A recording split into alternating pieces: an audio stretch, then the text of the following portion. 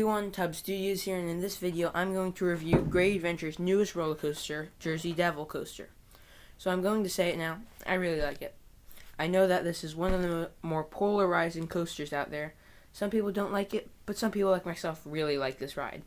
I don't know what it is, but I love it. But now I'm going to go into the layout. Pretty good. So you start off with a lift hill, obviously, like what do you expect, a launch. And then you go into the drop.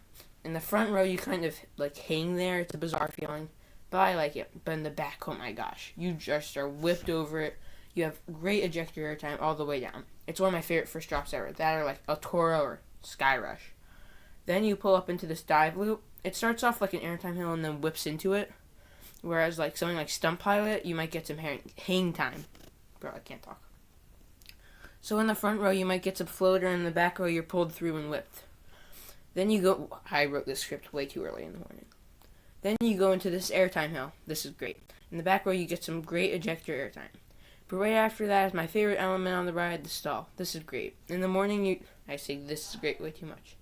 In the morning, you're just hanging there, barely moving. But later in the day, you still get some crazy hang time. Some of the best around. So then you go into this tight turnaround. In the front, you'll get some airtime going, and in the back, going in. And in the back row, you'll get some coming out.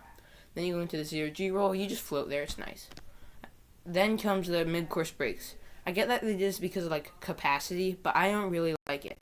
Maybe another hill, airtime hill instead, or a corkscrew, or a cutback, or I don't know. I think this is where the ride dies. After this, you drop off and into another turn. Then you go into this trick track, and then a speed hill. These have average floor to none, but I think it's fun. Complaints.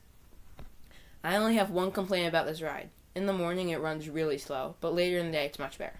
And, like, the ending and the mid-course breaks are kind of not good. So my final rating for this ride is an 8.5 out of 10. I took 1 point for the, like, morning and how it runs better only, and half a point for the ending. I think this is a solid ride and that it's definitely worth your visit.